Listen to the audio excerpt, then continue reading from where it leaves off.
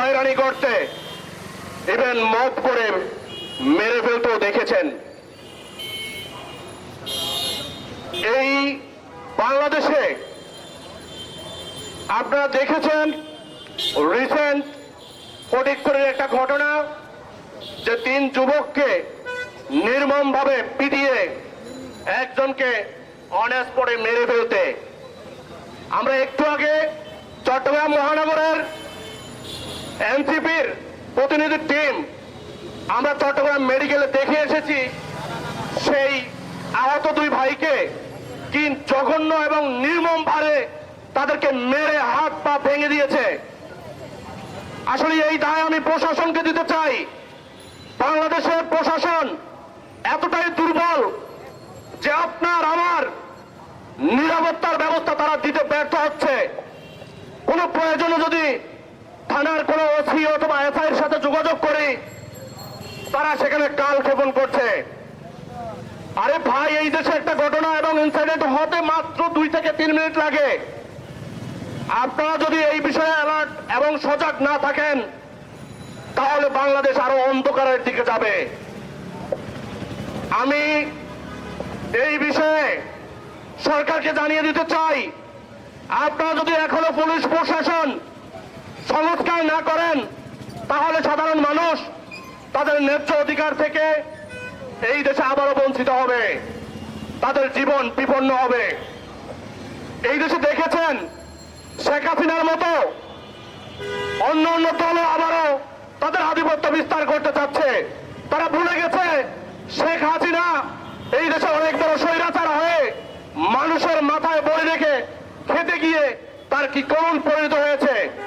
আপনারা দেখেছেন আমাদের জাতীয় নাগরিক পার্টির এনসিপির কেন্দ্রীয় নেতৃবৃন্দ গতকালকে নির্বাচন কমিশনের অফিসে লাঞ্ছিত হচ্ছে, তাদেরকে গুন্ডা বাহিনী লেলিয়ে দিয়ে তাদেরকে মারতেছে। আমরা এই বাংলাদেশে আর দ্বিতীয় শেখ হাসিনা দেখতে চাই না। আমরা এই বাংলাদেশে আর দ্বিতীয় শেখ হাসিনা দেখতে চাই না। এই বাংলাদেশে ছাত্র জনতা দ্বিতীয় শেখ হাসিনা আর প্রতিষ্ঠিত হতে দেবে না, দেবে না। আমরা চাই এমন একটা বাংলাদেশ, যে বাংলাদেশে আপনার আমার যেই মতাদর্শী হই না কেন, কথা বলার বাক স্বাধীনতা দিতে হবে। আমাদের আতাউল্লাহ ভাইকে শেষ সংবাদ মাধ্যমে কথা বলতে যখন চাচ্ছিলেন, তখন তাকে বাধা দিয়ে সন্ত্রাসী দ্বারা তাকে অতর্কিত হামলা চালায়। আমরা এর তীব্র প্রতিবাদ ও নিন্দা জানাই। আমরা চাই এনসিপির নেতৃবৃন্দ যারা বাংলাদেশে আসার আলো দেখাচ্ছেন, সকলে ঐক্যবদ্ধ হয়ে সাধারণ মানুষের ম্যান্ডেট নিয়ে পাঠযোগ্য একটা বাংলাদেশ আগামী মানুষের হাতে তুলে দিবেন, সেই প্রত্যাশা আমি এনসিপির নেতৃবৃন্দের কাছে রেখে আমার সংক্ষিপ্ত বক্তব্য এখানে শেষ করছি। আসসালামু আলাইকুম।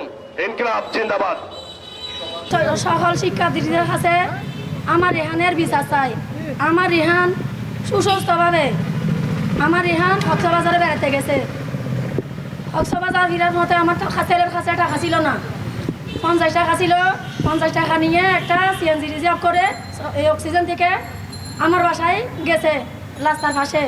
তখন আমার ছেলে বলতেছে সিএনজি আলাকে আমার কাছে 50 টাকা আছে আর 650 টাকা আমার আম্মুর কাছ থেকে নিয়ে আসি।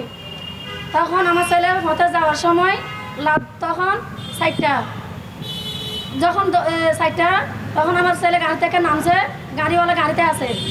আমার ছেলেকে চুর সাব্যস্ত করে আমার ছেলেকে তাড়া করার পরে আমার ছেলে এক বাড়িতে উঠে, ছাদে উঠে, মানে কি নীরবে দাঁড়ায় থাকে 2 বন্ধু সহকে আমার ছেলেকে সুর সাব্যস্ত করে আমার ছেলেকে সবাই সুর করে তাড়া করে, মানে কি বেঁধে ব্রিজের উপর বেঁধে নির্মমভাবে মারতেছে। তখন আমি আর আমার স্বামী ওখানে ছুটে যাইলে বলে, মানে কি টাকা দাও, টাকা দিলে তোমার ছেলেকে ছেড়ে দেবো। আমি বলতেছি কিসের টাকা? খোঁজা কিসের টাকা বলিস না, আগে টাকা নিয়ে আয়। টাকা কত বলতেছেন আমাকে। তখন আমি সবার ভাইয়ে ধরতেছি, মানে কি টাকা দাও আমাকে, আমার ছেলেকে ছাড়িয়ে নিয়ে আসি, 10টার মধ্যে আমি তোমাদেরকে টাকা দিয়ে ফেলবো। আমার কাছে না থাকলে আমার আত্মীয় স্বজনের কাছে আছে টাকা। তখন অনেকের ভাই হচ্ছে, আমি কেউ আমাকে টাকা দেয় নাই। এখন একজন আমার বাসুরের ছেলে রায়হান বলে, মানে কি রেহান আমাকে 10,000 টাকা দিছে, আমার জালে দিছে 1 জোড়া খানের দুল, আর আমার 1 জোড়া খানের দুল চলেছে উঠো, ওই খানের দুলগুলি আর একজনের কাছ থেকে আমি একজনকে আমার দেওয়ার সামান্য মানুষ হোক, ও সামান্য মানে কি রাজমিস্ত্রি, ওকে আমি একজন কাছে পাঠাইছি আমার বাইরের কথা বলে, উনি দিয়ে গেছে আমাকে 10,000 টাকা দিন, কিন্তু আমার পাড়া প্রতিবেশী না, সামান্য দূরের কেউ, আলম ভাই বলে, ওখানে হার্ডওয়ার দোকান আছে, উনি কিন্তু আমাকে 20,000 টাকা দিয়ে ফেলছে আমার ছেলের জন্য বাইর করে, আমাকে দেয় নাই। আমি একজন লোক পাঠাইছি, লোককে দিছে। তারপর আমি সব টাকা নিয়ে ওইখানে মানে কি হাজির হয়েছি। তারপর ও টাকা নিয়ে নিয়ে যাই, ওর কাছে যাইলে বলে সর্দারের কাছে যাও, সর্দারের কাছে যাইলে বলে এই মহিউদ্দিনের কাছে যাও, মহিউদ্দিনের কাছে যাইলে বলে তৈবুর কাছে যাও, তৈবুর কাছে যাইলে বলে নাজিম মাস্টারের কাছে যাও। এরকম করতে করতে আমার ছেলেকে মানে কি নির্মমভাবে ওরা মারতেছে, ওদের ভাইও বলতেছে মানে কি তোরা ধৈর্য ধর, আমি টাকা দেবো তোদেরকে, আমার ছেলেকে যত চাষ আমি তত দেবো, তবু আমার ছেলেকে মাঝ না মারে মাত্র ছেলে। তখন টাকা দেওয়ার সময় হয়তো হইতে মানে কি ওরা মানে কি ফুটবল খেলার মতো আমাকে নিয়ে ফুটবল খেলা খেলতেছে, আমার স্বামীকেও মারতেছে আমাকে, কিন্তু মহিলা মানুষ আমার গায়ে হাত করে না, আমাকে মহিনে দুই শুধু একটা মারছে, আমার স্কুলের মুড়ে বেড়ে ধরছে। তখন এরকম করতে করতে আমার ছেলে দেখি মানে কি রাস্তায় শুয়ে গেছে। যখন আমার ছেলে রাস্তায় শুয়ে গেছে, আমি এখন তার অতীত বলতেছি আমার হাত কিন্তু ধরো আছে, আমি নরম হই নাই। আমার ছেলে যখন ফান চলে গেছে তখন আমি নরম হই নাই। আমি বলতেছি আমার ছেলে মনে হয় আর নাই পৃথিবীতে, প্রথমে ফাই ধরে বলছি, তারপর বলতেছি তোদেরকে আমি আর টাকা দেবো না, আমার ছেলে নিলে আমি পুলিশের কাছ থেকে নেবো। আমার ছেলে মনে হয় আর নাই, বারবার আমার ছেলের কাছে টাকাগুলি স্বর্ণগুলি আমার এক জারের কাছে দিকে আমার বাবা ছেলের কাছে ছুটে যাচ্ছে, দেখছি যে আমার ভাই মানে কি আমার ছেলের মৃত্যুর আগে অনেকবার পানি চাইছে, চাচাকে বলতেছে চাচা আমাকে পানি দাও, সবাইকে বলতেছে আমাকে পানি দাও, আমাকে বলতেছে আমু আমাকে একটু পানি দাও, আমার ছেলেকে বলতেছে মুখ ধরে, আমার ছেলে মানে কি পানি চাইতে পানি দেয় নাই, পানি করে আমার ছেলের প্রাণ চলে গেছে। রুমান যাকে আমি নিজে ধরাই দিছি, রুমান আর কে আজাদকে আমি নিজে ধরাই দিছি, ওরা বলতেছে মুখে মুখ দেবো তোকে পানি না। আমার ছোট্ট শিশু কি অপরাধ করছে তাদের কাছে, বড় হইলে বলতাম বড় হয়েছে আমার ছেলে অপরাধ করছে, আর একবার দুইবার যদি আমার ছেলে অপরাধ ধরতো, আমাকে যদি হাতে তুলে দিত তোর ছেলে অপরাধ করছে নাও, তোমার ছেলেকে আজকে এই অপরাধ ধরছি, তোমার ছেলেকে নাও। আজকে আমি মনকে সান্ত্বনা দিতে পারতাম, আজকে আমার মনকে সান্ত্বনা দিতে পারছি না। আমি এখানে আছি আমার মনের জোর নিয়ে, আমার হাত পা ভেঙে গেছে, আমি আমার বেঁচে থাকার আলো নিভে গেছে। আমার ঘরে সাদিয়া বা এখানে আরো অনেকে গেছে, ওরা দেখছে আমার মানে কি পরিস্থিতি। আমি স্বামীর ঘরে অনেক কষ্ট করছি, অনেক দুঃখ করছি। আমার ভাবে বলছে আমাকে চার ভাই দেখবেন, আমি নিয়ে ফেলতে বলছে, আমি চাই নাই, আমার ছেলের দিকে চাই, আমার আজকে আমার স্বামীকে দেয় না সুখ, আমার ছেলে দেবে সুখ, এই আশা করে আমি বাঁচছি।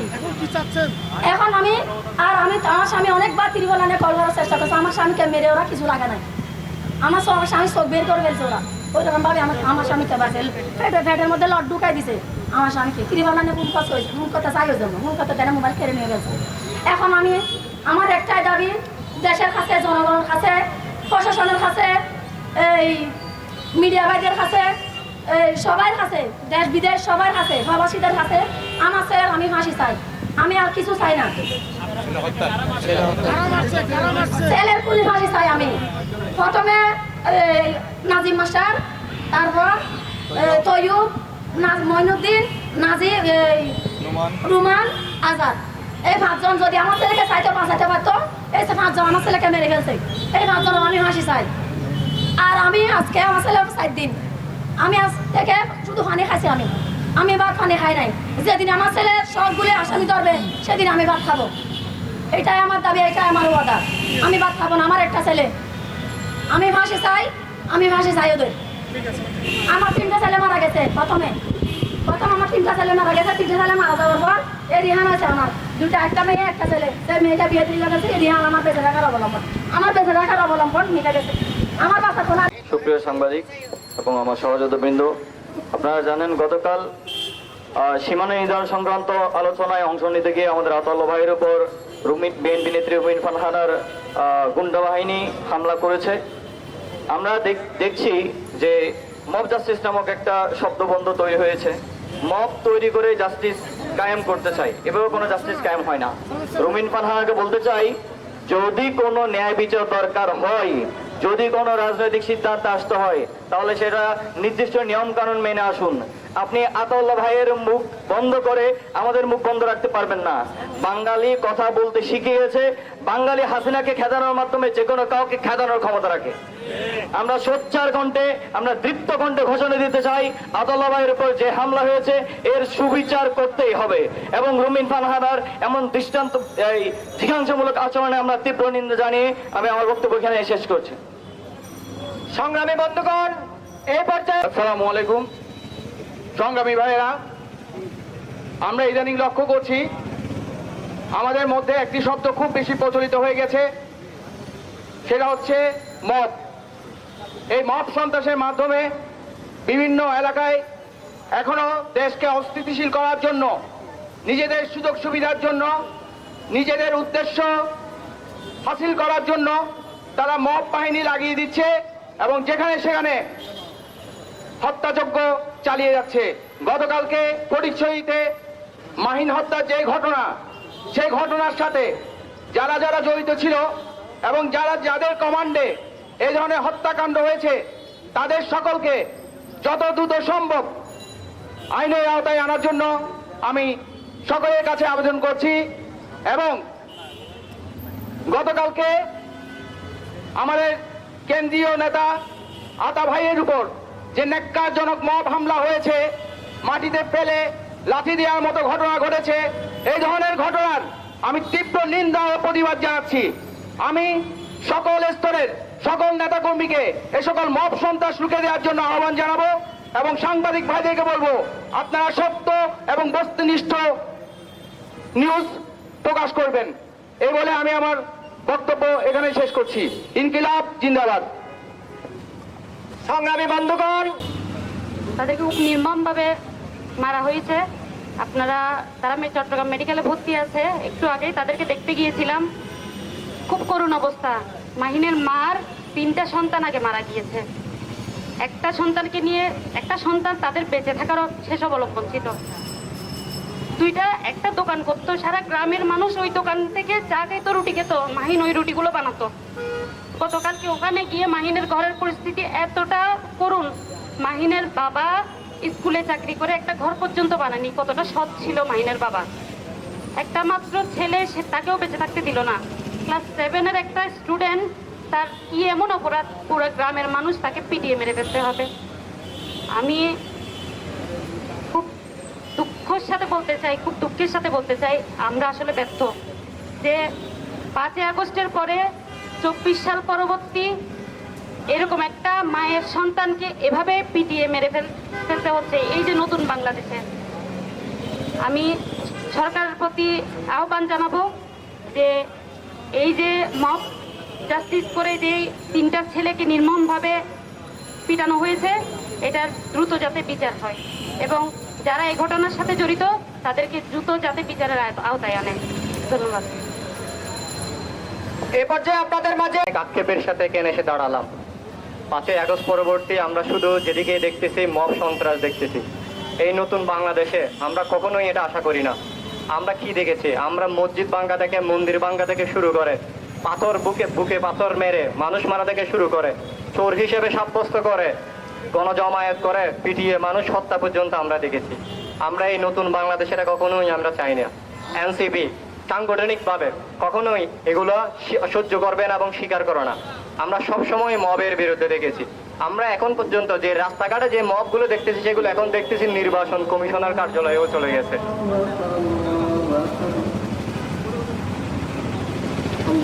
চট্টগ্রামবাসী, আমরা গত 2 দিন আগে এই চট্টগ্রামের ফটিকছড়িতে আমরা একটি নির্মম হৃদয় বিদারক ঘটনার সাক্ষী হয়েছি।